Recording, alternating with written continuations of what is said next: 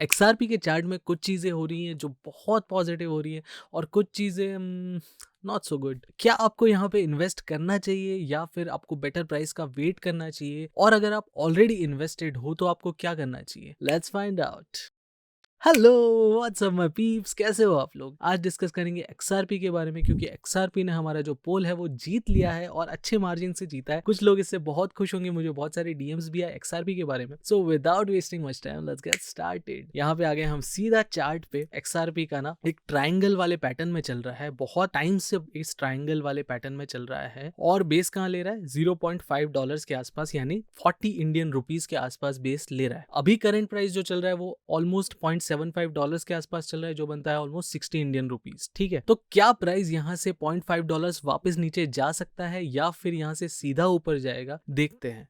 ठीक है, तो चार्ट में ना कुछ चीजें बहुत पॉजिटिव हो रही हैं, उसके बारे में मैं बता देता हूं आपको। सबसे पहली पॉजिटिव चीज तो ये है कि हम अगर एडीएक्स को देखें, जो हमको स्ट्रेंथ बताता है किसी भी ट्रेंड की, तो यहाँ पे एक नेगेटिव ट्रेंड है क्योंकि रेड लाइन है जो ऊपर है, और आप अगर व्हाइट लाइन को देखो तो व्हाइट लाइन क्या बताता है हमको कि ट्रेंड की स्ट्रेंथ कितनी है। तो आप ये देखो कि रेड लाइन जब ऊपर है तो ट्रेंड की स्ट्रेंथ कुछ खास नहीं है, बहुत कम है, 20 से भी नीचे है, 10 से भी नीचे है इनफैक्ट अभी तो डाउन ट्रेंड की कोई खास स्ट्रेंथ है नहीं। तो ये एक पॉजिटिव साइन है हमारे लिए। ठीक है, उसके बाद अगर हम यहाँ पे एक्यूमुलेशन डिस्ट्रीब्यूशन पे आते हैं तो ये हमको एक बहुत ही पॉजिटिव कहानी बता रहा है, और वो कहानी ये है कि आप यहाँ पे देखो प्राइस हमेशा गिरता गया है। यहाँ से ऑल टाइम हाई इसने लगाया था, ऑलमोस्ट अप्रैल में ऑल टाइम हाई लगाया था, और वहां से प्राइस नीचे आता जा रहा है, लेकिन एक्यूमुलेशन डिस्ट्रीब्यूशन की वैल्यू कॉन्स्टेंटली इंक्रीज कर रही है। ये एक बहुत पॉजिटिव साइन है, और इसका मतलब ये होता है कि लोग, जितना भी प्राइस गिर रहा है, लोग एक्यूमुलेट कर रहे हैं, लोग बाइंग कर रहे हैं, बहुत अच्छी क्वांटिटी में बाइंग कर रहे हैं। क्योंकि अगर आप यहाँ पे देखो तो वैल्यू काफी ड्रास्टिकली इंक्रीज करी है, ऑलमोस्ट 5 गुना इंक्रीज करी है वैल्यू। अगर आप अप्रैल वाले हाई से देखो और अभी तक, तो ये मेरे लिए एक बहुत ज्यादा पॉजिटिव साइन है। अगर मैं वीकली टाइम फ्रेम पे भी देखूं तो भी एक्यूमुलेशन डिस्ट्रीब्यूशन की वैल्यू बहुत अच्छी है, तो ये मेरे लिए एक बहुत पॉजिटिव साइन है यहाँ पे। और एक और चीज जो एक्यूमुलेशन डिस्ट्रीब्यूशन में बहुत पॉजिटिव हो रही है वो ये है कि अगर आप एक्यूमुलेशन डिस्ट्रीब्यूशन की वैल्यू देखो यहाँ पे, तो पूरे फेब में यहाँ पे जब कंसोलिडेट कर रहा था तब ये वैल्यू इंक्रीज ही करती गई है। इसका मतलब क्या है कि लोगों ने यहाँ पे बाइंग की है, भर के बाइंग की है। जब भी प्राइस इस कंसोलिडेशन रेंज में था, लोगों ने बहुत बाय किया, एक्यूमुलेट किया है इसको, और इसी की वजह से जब ये ब्रेकआउट आया, वॉल्यूम के साथ ब्रेकआउट आया और प्राइस ऊपर शूट आउट हो गया। ठीक है, और उसके बाद क्या हुआ, इधर इसने ट्राइंगल पे रेजिस्टेंस लिया, ट्राइंगल की जो ट्रेंड लाइन थी वहां पे इसने रेजिस्टेंस लिया और प्राइस नीचे आ रहा है। अब नीचे आने का रीजन क्या है? पहला रीजन तो बिटकॉइन देवता ही है हमारे।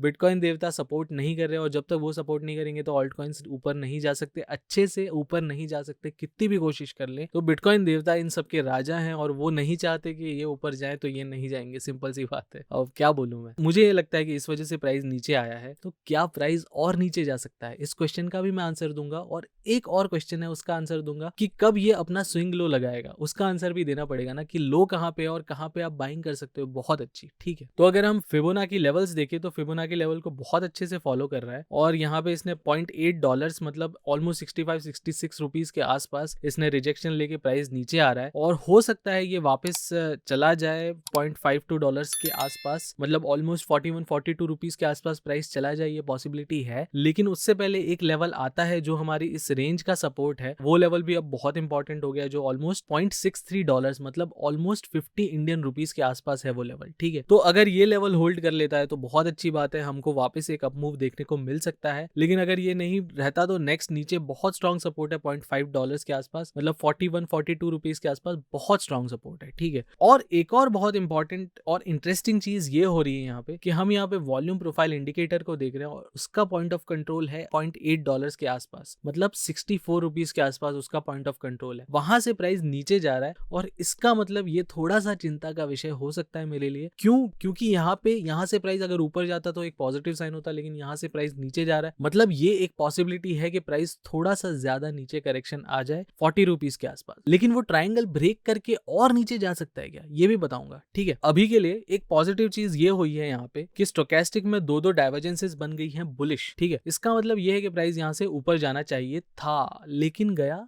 नहीं, थोड़ा सा गया चुन्नू सा और वापस अभी नीचे आ गया है, कंसोलिडेट कर रहा है। बेसिकली मेरा मानना अभी यही है, प्राइस यहाँ पे ज्यादा बड़ा मूव नहीं दिखाएगा, प्राइस यहाँ पे कंसोलिडेट ही करेगा, ऐसा मुझे लग रहा है। और ऐसा क्यों लग रहा है वो मैं बताऊंगा आपको थोड़ी सी देर में, लेकिन उससे पहले मैकडी को देख लेते हैं। तो मैकडी में भैया ने कुछ खास बताया नहीं है, मोमेंटम डिक्रीज ही कर रहा है, मोमेंटम कुछ है ही नहीं मैकडी में, तो एकदम फ्लैट मैकडी है, कुछ पता ही नहीं रहा, ठीक है। लेकिन एक पॉजिटिव चीज मैकडी में ये है जो कि हमारे फेब में ही प्रूव हो गई थी, वो ये है, मैंने शायद से ट्विटर पे पोस्ट भी किया था, आई एम नॉट श्योर, मुझे याद नहीं है, लेकिन वो चीज ये है कि यहाँ पे मैकडी में एक बहुत बुलिश डाइवर्जेंस बनी है। मैकडी नीचे था, ये प्राइस ऊपर था, ये प्राइस अब नीचे आ गया, लेकिन मैकडी की वैल्यू ऊपर है। इसका मतलब ये है कि यहाँ पे एक डाइवर्जेंस बनी है, बुलिश डाइवर्जेंस, जिसका मतलब ये होना चाहिए कि प्राइस यहाँ से ऊपर जाना चाहिए, जो कि गया भी प्राइस। और अभी इसने रेजिस्टेंस लेके वापस नीचे आ रहा है, तो कितना नीचे जा सकता है देखो। सबसे पहले तो यहाँ पे वीकली टाइम फ्रेम पे आ जाते हैं। अगर $0.5 मतलब 40 रुपीज का मार्क अगर नीचे की तरफ तोड़ दे, जस्ट इन केस तोड़ दे, ये मुझे नहीं लगता अभी तोड़ेगा, लेकिन जस्ट इन केस मान लो हाइपोथेटिकल सिचुएशन की तोड़ दे, तो नेक्स्ट इंपॉर्टेंट प्राइस टारगेट जो आता है वो आता है $0.3 के आसपास। क्यों ऐसा बोल रहा हूँ, उसको प्रूव करने के 3 पॉइंट्स है मेरे पास। उसमें पहला पॉइंट ये है कि यहाँ पे वॉल्यूम प्रोफाइल इंडिकेटर का वीकली टाइम फ्रेम पे एक पॉइंट ऑफ कंट्रोल है, ठीक है, जिसका मतलब ये है कि यहाँ पे बहुत लोगों ने भर के बाइंग की है, तो लोग यहाँ पे चाहेंगे नहीं, बड़े लोग, कि इससे नीचे प्राइस जाए, जितनी उनकी कोशिश यही रहेगी कि यहाँ से ऊपर ही प्राइस रहे, ठीक है। तो ये एक बहुत स्ट्रॉन्ग सपोर्ट है। अब अगर मैं यहाँ पे आता हूँ, अगर ये जो हमारा ट्राइंगल है इसका नीचे की तरफ अगर ब्रेकआउट आ जाता है, तो वो ब्रेकआउट भी ऑलमोस्ट कितना आ रहा है आप देखो, $0.24, मतलब ऑलमोस्ट होता है कितना, 20 रुपीज के आसपास, यही ब्रेकआउट आ रहा है। और वहां पे बहुत स्ट्रॉन्ग सपोर्ट है, आप देखो यहाँ पे इतना बड़ा लेवल है कि इसको तो ब्रेक नहीं करने वाला, और इसको सपोर्ट हमारा वॉल्यूम प्रोफाइल तो कर ही रहा है। और एक और चीज ये भी कर रही है कि पास्ट प्राइस डेटा अगर मैं देखूं तो यहाँ पे बहुत स्ट्रॉन्ग सपोर्ट है, $0.3 के आसपास, मतलब ऑलमोस्ट 24 रुपीज के आसपास बहुत स्ट्रॉन्ग सपोर्ट है। तो ये ब्रेक मुझे नहीं लगता होने वाला है। इतना नीचे तो तभी जाएगा जब बेयर साइकिल स्टार्ट हो जाए। लेकिन एक और चीज है कि यहाँ पे $0.5 के आसपास सपोर्ट ले सकता है, ये भी बहुत स्ट्रॉन्ग सपोर्ट है। ये ब्रेक नहीं होगा unless and until bare cycle start होती है, ये ब्रेक कभी नहीं होना चाहिए 40 रुपीज का मार्क, ठीक है। तो अब आती है मुद्दे की बात कि कब ये अपना लो लगाएगा, स्विंग लो कब लगाने वाला है XRP, ठीक है। तो आपको ये जान के बहुत खुशी होगी कि स्विंग लो ऑलरेडी लगा चुका है। कैसे